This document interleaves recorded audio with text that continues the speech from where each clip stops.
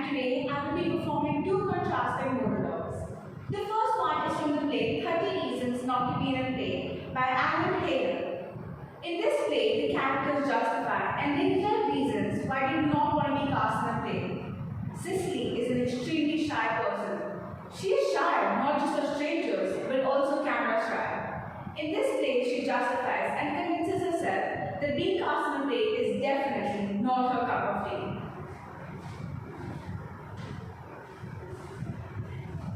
Because you're just too shy. You can barely get two words out of your mouth in front of an audience. Whenever there's an oral presentation in class, you take a zero. Whenever somebody tries to force you, you start to cry. A play? Oh no. You're painfully shy. They would just kill you.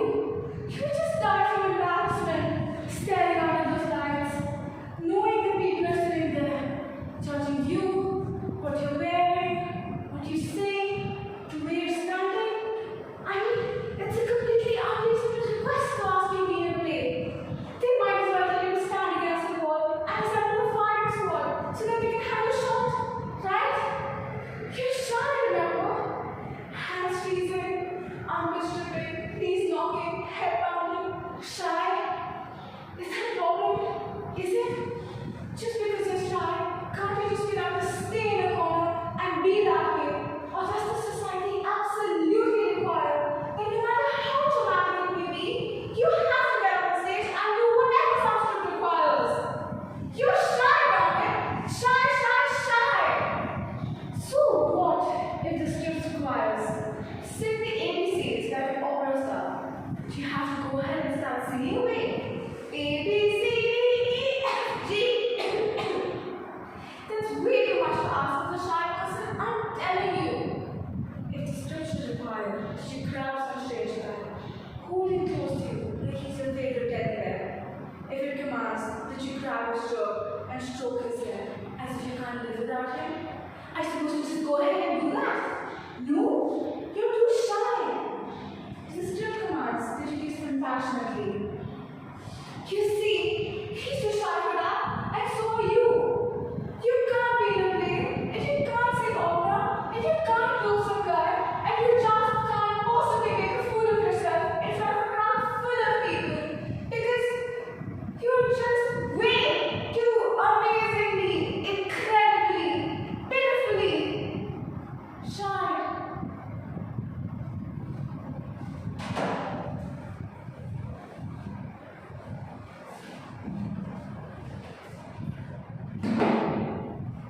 The next piece I'm going to be performing is from the play Hello, Goodbye Piece by Adhhya.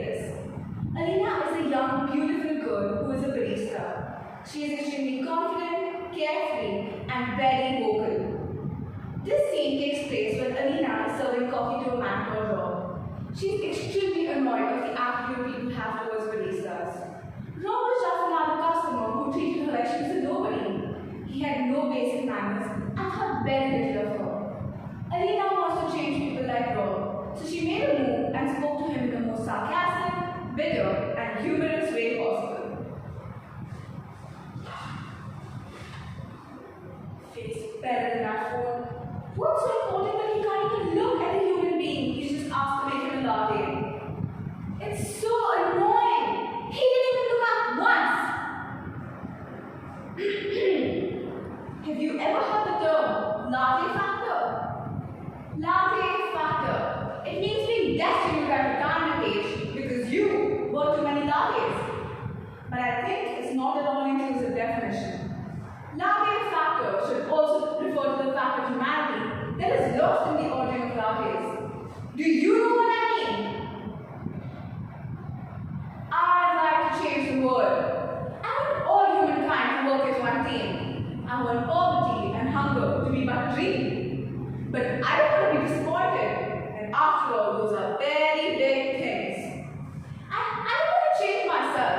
I'm just not the introspective type. And I'm also perfect. No, I just want to change you. Because if everyone like me changed someone like you, we could all be globally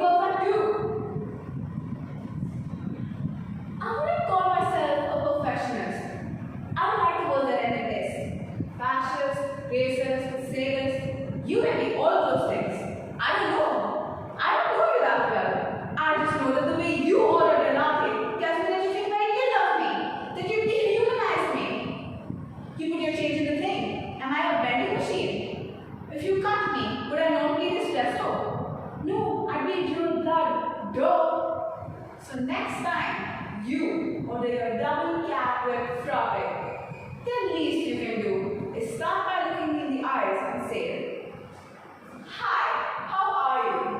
To which I would reply, "Good, thanks, and you?" And you would say, "Now you've got it. What's your name?"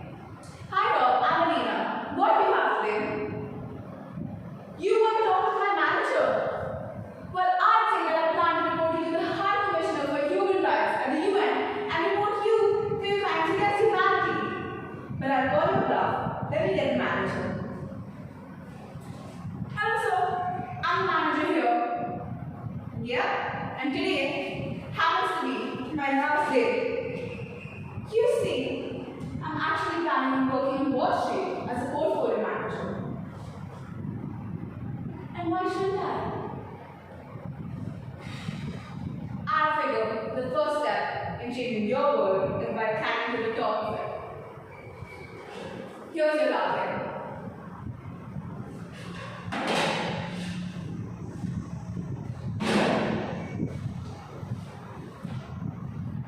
I will now move on to the devised reworking of my script.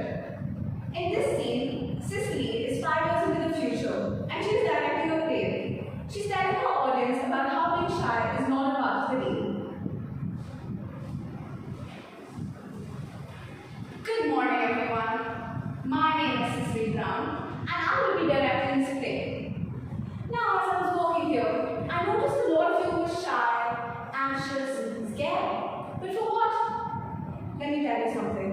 I was in the exact same position you were in 5 years ago. You see, I had stage fright. I was intimidated by anything. The lights, the fact that people were sitting there judging me, what I was wearing, the way I was standing, everything about me.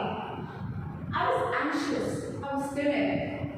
Until one day, I had this boy on stage. And that's the day I realized, if he's so scared, what do I have to be scared of? That was the day my life changed. Now, I know it may not seem very easy for all of you to overcome this. But I just want you to know, I have a few tips and tricks for you. You can't just get up one fine day and decide, okay, I want to go talk in front of thousands of people at once. No, that's not how it works. You have to build up confidence slowly and steadily. You can start by going to support groups or open mics, stand-up comedies if that's your thing as a matter of fact. And you just have to develop the confidence speaking in front of people.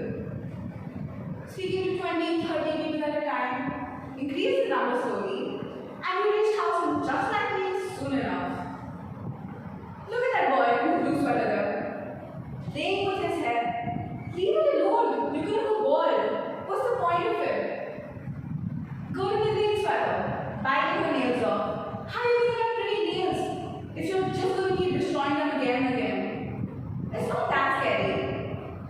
I just want all of you to know, this crowd you're sitting among right now, you probably never going to see them again. You just have to get up on stage and do whatever your script requires. You are the only one who knows what it means. Now, I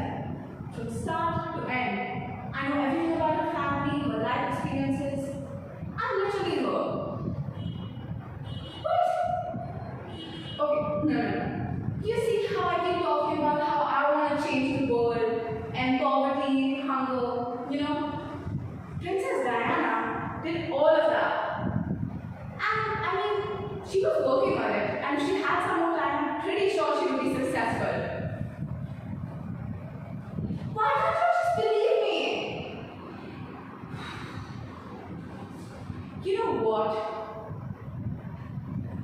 Even people at school tell me that I look like her, I act like her. Maybe I'm not a people's person, but I'm working on it. And you can't just keep bringing me down. You know what? It's fine. It's totally fine. You don't want to believe me? It's alright. I am convinced that I'm a royal, and you can't do anything to change with it. Accept it and move on. You're living with the royal now.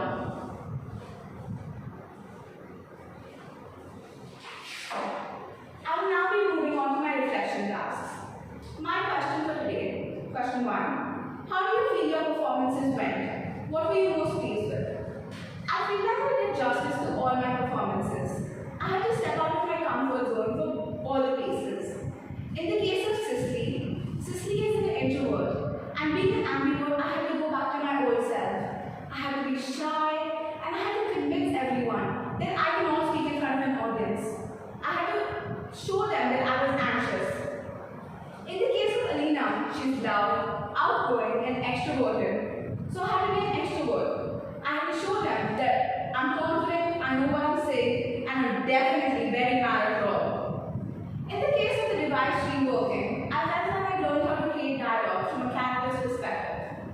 Overall, I felt like I learned how to control my emotions, and I learned a lot over this course which I can carry on for the rest of my life. Question 3. Describe the imaginary surroundings in one of your places. For this question, I will be telling you about the coffee shop where Alina worked.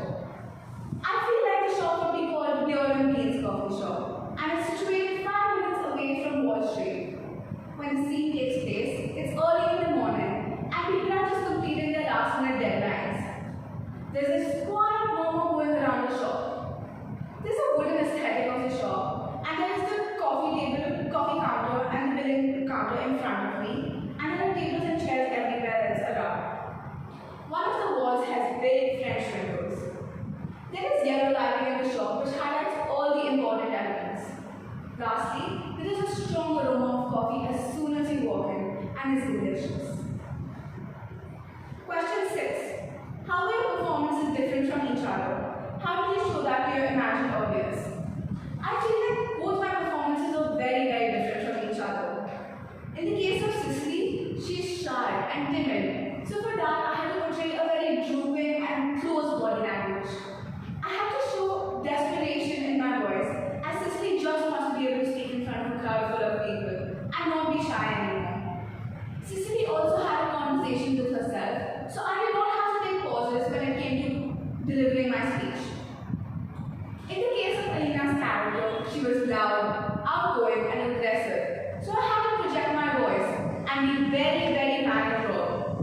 I had to keep taking pauses so I could wait for what Rob had to say to me. I also had to keep a very uptight and confident body posture, as Cicely was very sure of what she was doing. Thank you.